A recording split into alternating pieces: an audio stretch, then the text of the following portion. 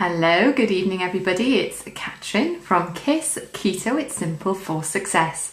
I'm here with you this evening on day 26 of our May challenge, and I'm here tonight to talk to you all about exercise, whether it helps us lose weight, what type of exercise we should be thinking about for our ketogenic lifestyle, and how to fit it in, and whether or not we should see massive movement on the scales when we start to increase our exercise level. So we're live at the moment in the KISS public Facebook group during this May challenge. If you're not on the Facebook group right now and you're watching this video elsewhere, please do follow the links in the description of the video below to come and join us in the Facebook group. It's for everybody, so whether you are brand new or thinking about keto or new to low carb or whatever it may be, then please do come and join us in the Facebook group. We are a very informal, very friendly group of people, and we would absolutely love to see you and to chat to you about your journey. So it is live, so if you are watching now, then do feel free to comment, ask questions, etc. But if you're on YouTube, then please subscribe to the channel. It's so important that we spread the word about keto, that we get people healthy and fit and living life to the full and reversing illness and disease and everything else. So please do subscribe to the channel. If you like what you hear tonight, then please share it on your social media. And of course, if you want more information, if you want more content, press the notifications bell and you'll be notified the next time I put a video onto YouTube. Okay. So I'm going to start talking. Now this week, I don't know if you've watched the YouTube videos of me on the channel already this week, but I started doing a little bit of exercise with a personal trainer. And it's something that I haven't done much of, I'll be honest with you. I'm not a great person for exercise, but I really did enjoy it.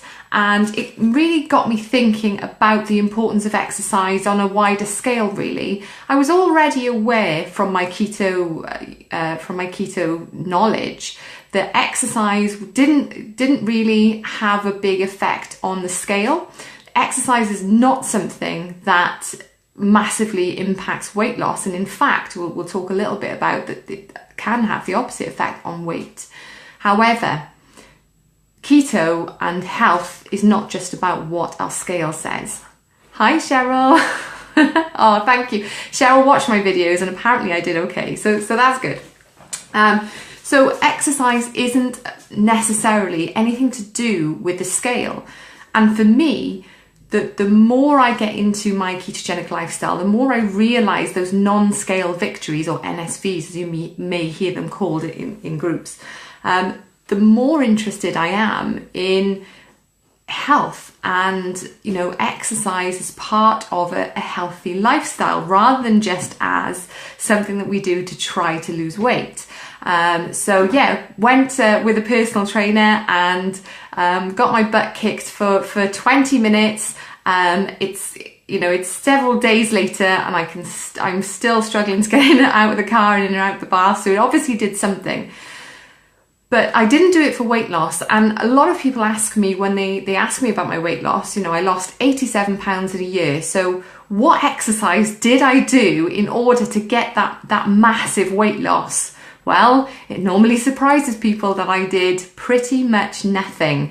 Other than walk back and forth to the train station, which is 8 minutes from my house, walk my dog and just do normal everyday activity, I didn't work out. So the weight loss was nothing to do with exercise. And I think that surprises people, because I think most people would assume that diet and exercise are two things that are sort of intrinsically linked.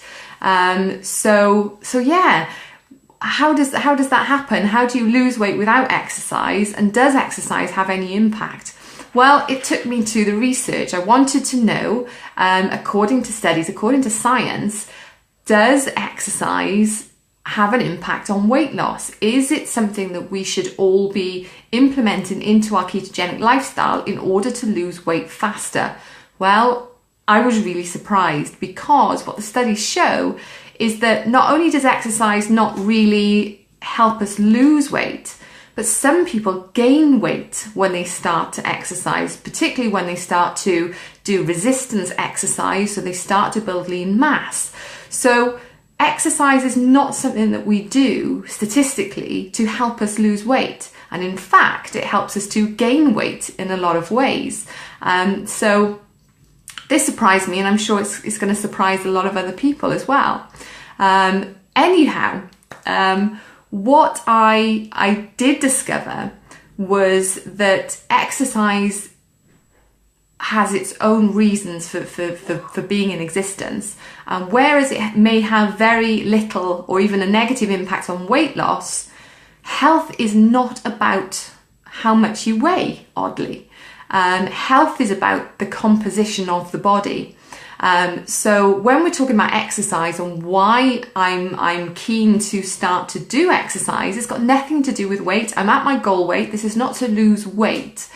This is because I have gained so much more respect for my body, and I've grown into a position and developed my mindset into one that is determined to look after the only body I can ever have. Nobody's got a spare body for me. So if I want to be fit and active in my later life, if I want to run around with my grandchildren and my great-grandchildren in future, then I have to look after my body. And it's not to do with weight, it's to do with the fitness and the body composition, the muscular strength, bone density, my flexibility, my mobility, and this is all to do with exercise. So I think it's really important that you don't go into exercise thinking that it's anything to do with losing weight. What exercise does is turn our body into a denser, leaner, stronger, fitter version of itself. And that is the reason that the exercise is really important. It's nothing to do with weight loss. And in fact, when I was reading, if weight loss is the only goal, then actually exercise during a ketogenic diet may actually be detrimental. If that's your goal, hi Sherry. I hope is the sound okay? Because I've got it set up like I did the other day. So if there's any problem with the sound, can you guys let me know? That would be great. I don't think there is, because people seem to be okay in watching me. But if there is any issue with the sound, let me know, because I've set it up like I did the other night when it didn't have any sound. Anyway, moving forward then, hopefully that people will be joining us as they come in. There's a few people watching. Okay, so if weight loss is the only goal, then exercise may not be a good idea. If the only thing you want to see moving is the scale, then you may want to be a couch potato, because you can lose There we are. Hi Debbie. Cheryl says, one of my major goals of weight loss is to do yoga to strengthen my core. Absolutely. Yes, absolutely. And believe me, when Gething the trainer had me doing burpees, I didn't realise that in order to get up off the floor, you need a really strong core. And of course, I'm really, really aching. My abs we did no ab exercises at all, yet from getting up off the floor I was using all my core and all my abs. And what he said to me was really poignant. There's people going into later life who, if they fell on the floor, would struggle to get back up again because they don't have the strength to do it. And having done it probably, I don't know, 100 times with him on that occasion, I can see exactly what he means. You know, you need that ability to fall over and get back up. It seems to be a very simple movement. However, you're massively using your core. Anyway, I digress. So what I think one of the key things I wanted to come across tonight in this May Challenge video is that our obsession with the scale can often distract from the goal, which is to put our body back in a state of health and well-being and strength and fitness, and overall just being a better version of itself. And you know, I've been warned that if I continue to do this resistance training with the amount of protein that I eat and with the good nutrition I'm getting, guess what's going to happen to the scale? It's probably going to go up. But I know from what I've been talking to Gething about and on my reading that potentially that could put me in a healthier place than I am now. With a couple of extra pounds of muscle on my body, then there's loads and loads of health benefits to doing that. So exercise has so many benefits, but dropping weight on the scale isn't necessarily one of them. So I just want to make sure that people know that the keto diet, the intermittent fasting, the low carbohydrates, the removal of the processed foods and the sweeteners, that's about burning the fat and dropping the weight. Exercise is different. Exercise changes the body's composition. It increases the amount of lean mass on the body, and it's that increase in lean mass that brings that metabolic rate up and makes us more able to burn more fat more quickly. So it does help us to burn fat, but it builds lean mass. And as you probably know, muscle is far denser than fat. So we can be the same size, but heavier if we have more lean mass. So if you're concentrating 100% on the scale, then you may miss this incredible transformation, this body composition change when you're eating ketogenically and if you become more active. So everyone can hear me fine, that's good. Shell said he looked brutal. I knew you were going to be so, yeah, absolutely. Lynn says, I want to stand up on a paddleboard, so I need to strengthen my core or I'm getting very wet.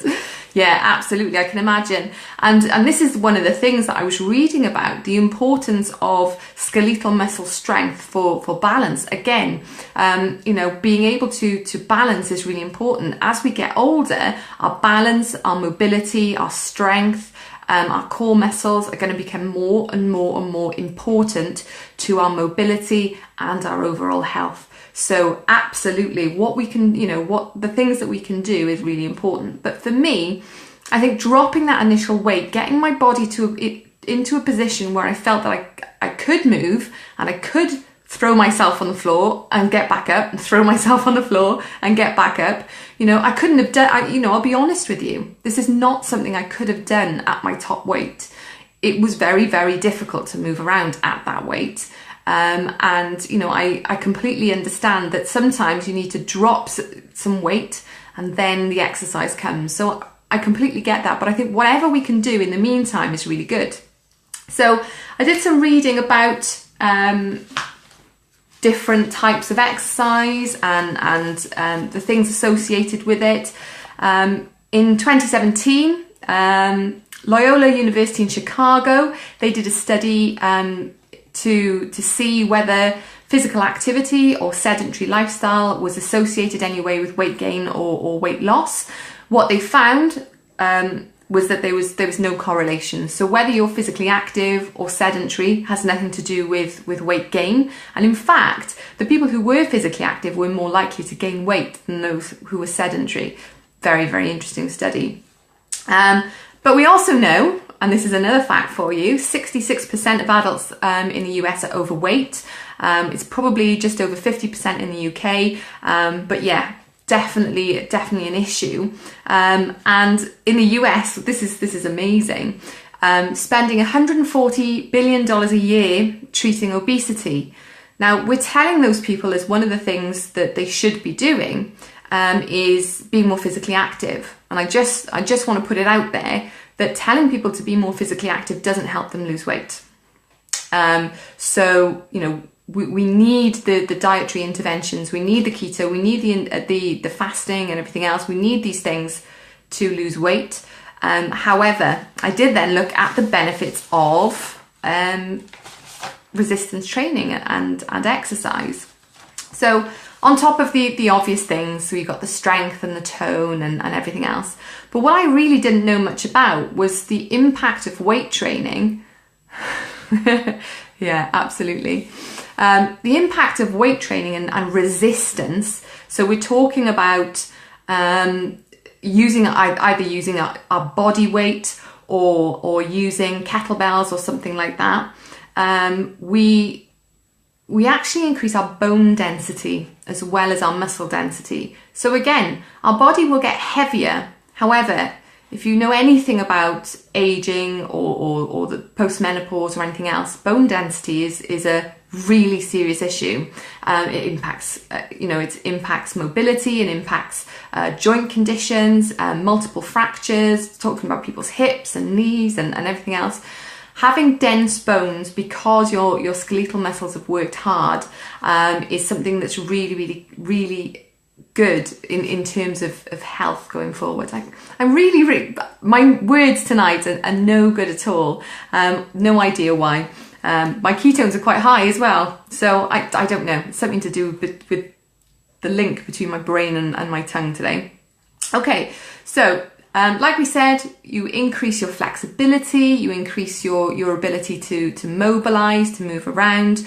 Obviously, that increases our ability to remain independent for much longer of our lives, which for a lot of us is a really important thing. Exercise improves cognitive function. I could do with a bit today, couldn't I? Improves cognitive function. So there's something about the circulation, oxygenating the brain. There's something about the hormones that are released when we exercise, keeps the brain stimulated, active, happy, and improves cognitive function. So very, very good. Again, not just throughout your life, but in later life particularly. Exercise improves mental health and mood. Anyone who has gone out on a long walk or been cycling or been swimming or done some yoga, you will understand the huge impact it has on mood. It leaves you feeling in a positive mood, tired but happy and content, and that has a cumulative effect as well over the long term. So the more we exercise, the more we stimulate those feel-good hormones, and we help our mental health and mood. Exercise improves sleep quality. Probably one of the best things to do if you want a good night's sleep is to exercise in the fresh air. So exercise definitely good for sleep quality, and it improves performance of everyday tasks. So even whether or not you can open a jar is a lot to do with your fitness and your strength. So maintaining the ability to perform everyday tasks really well, strongly, with good coordination and everything else, has a lot to do with whether we're moving our skeletal muscles, whether we're doing coordinated exercise, whether we're actually testing our bodies and challenging it.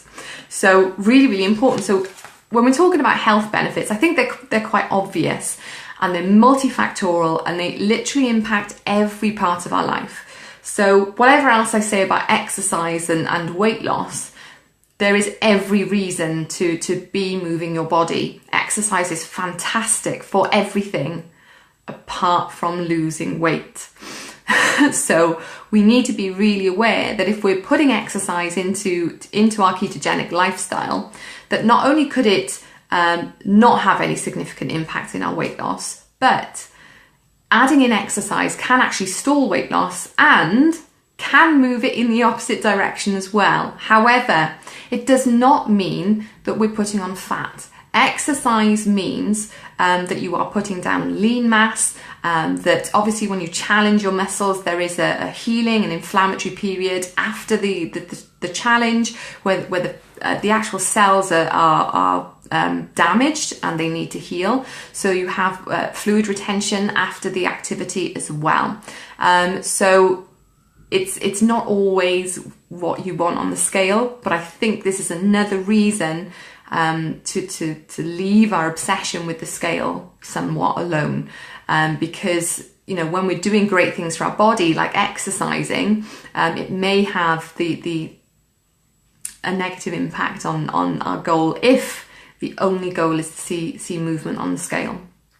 Okay, so I wanted to talk to you about different types of exercise. So the consensus is that the more variety of exercise you do, the generally fitter that you'll become. So if you are swimming, doing yoga and doing some resistance training, or playing tennis or squash or cycling, the more different activities you do using different types of muscle groups, different sort of heart rates, different sort of resistance and things like that, the more natural and diverse the movements that you do and the exercise you do, the better it is.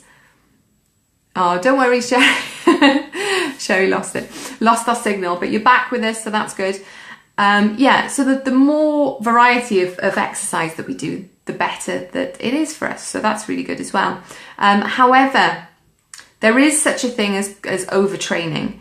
And I think that when I talk to people who don't understand why they're not losing weight because they are exercising every day, they're working out hard in the gym, they're doing aerobic exercise, they're doing cardio, they're doing weights, they're working out really, really aggressively and without rest days and without breaks and everything else. They're having issues with two things. Firstly, they're going to put on lean mass quite rapidly, but secondly, they're also going to be raising their level of cortisol and adrenaline and the other stress hormones in the body, because the body sees exercise as a form of stress, physical stress on the body, and in order to compensate for this, it secretes the cortisol and the stress hormones to help us to push more oxygen into our muscles, to rapidly raise our blood sugar.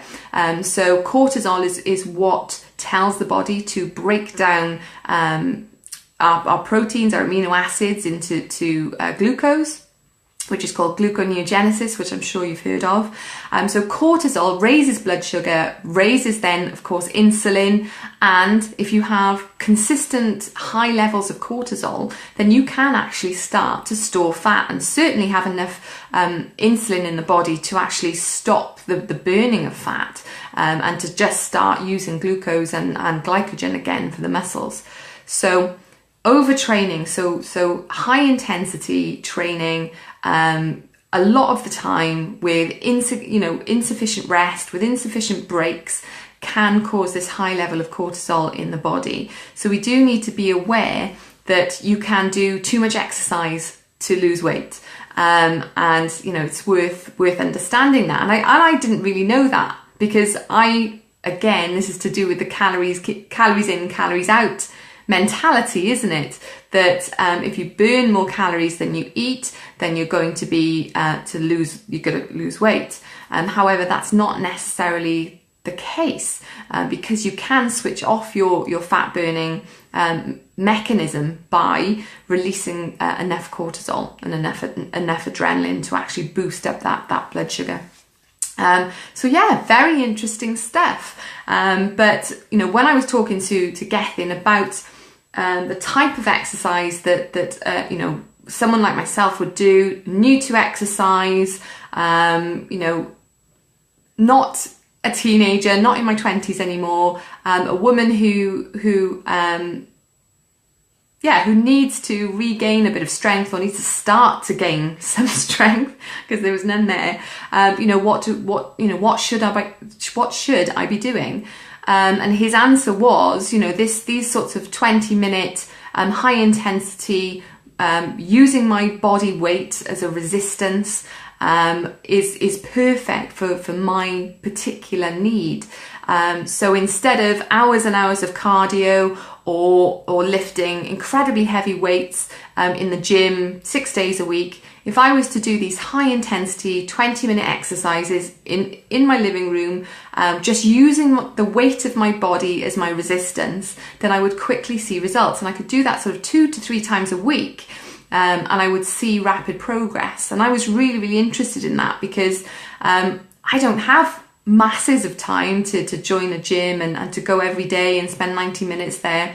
However, to think that 2 or 3 20-minute sessions a week would have a significant impact on my strength and my lean body mass and everything else was reassuring, and I think that's quite achievable, and it certainly didn't put me off at all. So very interesting stuff, because I think that I was reading that if you wanted to lose weight purely through exercise, then you would need to do about 300 minutes of high intensity cardio every week in order to have any significant impact on your weight. Now that's 10 half-hour sessions of intense cardio a week. Now I don't know about you, but that's realistically not going to happen for me. When we focus on our diet, then we get the weight loss. But I think in terms of our health, then the more we can move our body, the better our health is going to be. And we know that, you know, there's a significant difference in the amount of people who have strokes and heart attacks, who have cancer, who have diabetes, to do with their physical activity. So there is definitely something in it. We need both, definitely. Maybe I should rescue my wee and just dance from the... Yeah, absolutely, why not? But whatever activity we do is going to help. But it was quite interesting, Sherry, that what Gething said was that in order to significantly make an impact, it was the resistance training that we need to do.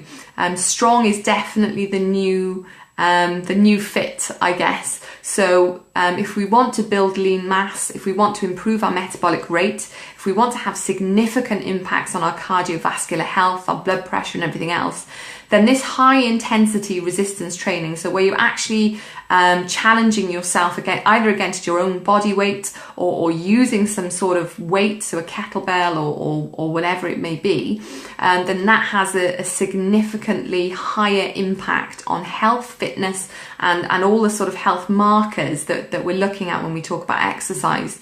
So yes, cardio stuff and the aerobic stuff is great, it's good fun, it improves mood and everything else, but it's actually getting hold of something heavy and lifting it or pushing it or getting up off the floor or all the crazy things, you know, the press ups that you had me doing.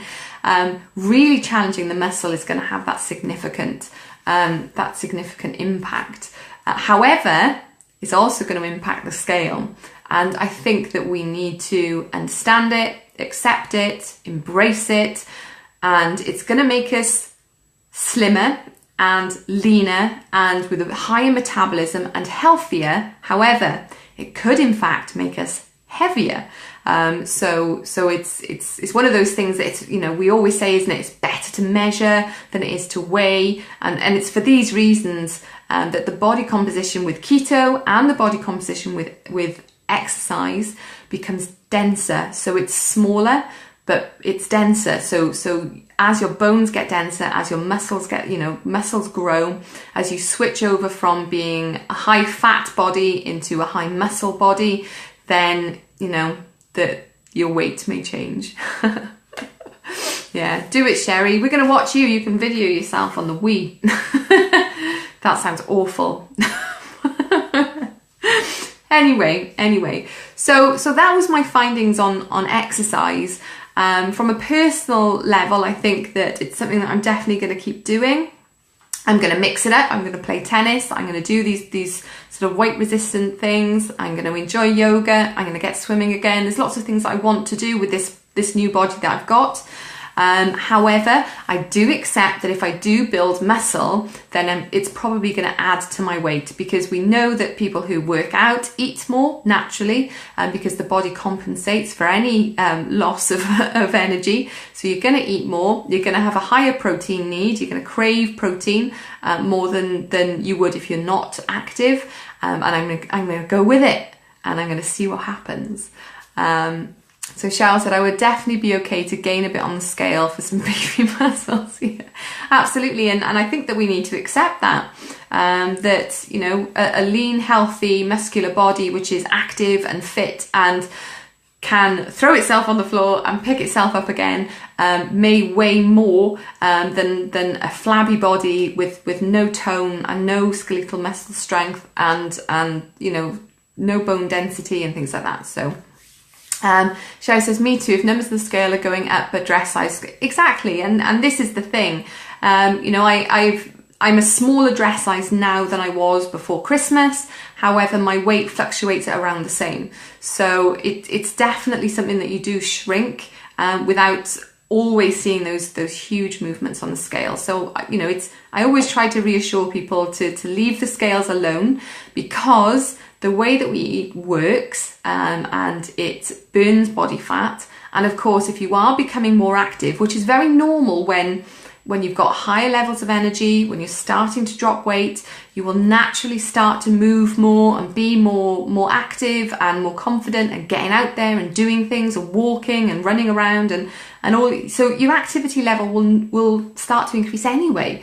And of course, with that comes the lean mass. So I think that if we can come away from this session tonight, knowing that exercise is not for weight loss necessarily, but it's for body composition and it's for health. So we can't leave it out if health is the goal. If the whole thing that we're doing is to put our body in that state of natural health and well-being, then part of that means accepting that the body gets denser during that process, and it's all about body composition. And I know that Dawn was saying the other day about she did her body composition on the scales, and if you can get hold of a way of doing that, if you can test your body composition, then that's a fantastic measure, isn't it? Because then you see your body changing from this high fat composition to this leaner, denser composition. So even if you're not seeing scale movement, you're seeing your body get smaller,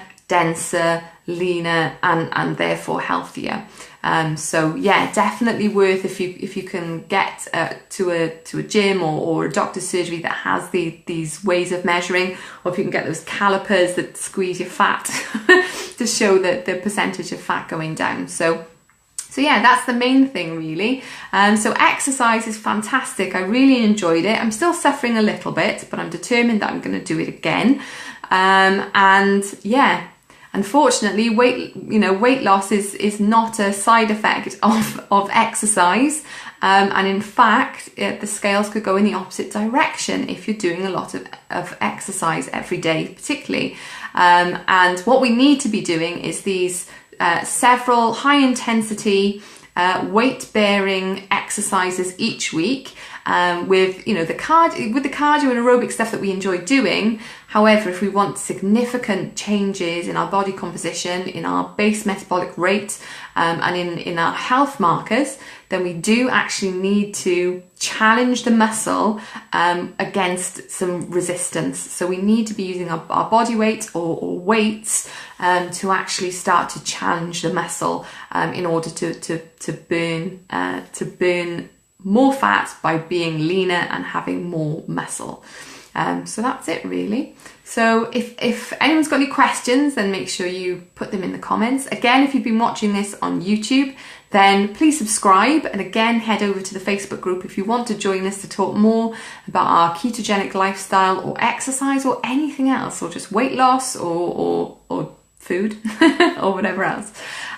So yeah, that's it. It was short and sweet tonight, but it's a nice little topic that I could easily cover, I think. And yeah, we'll leave it there, and I'll continue to see you in the group, guys, and thanks for tuning in.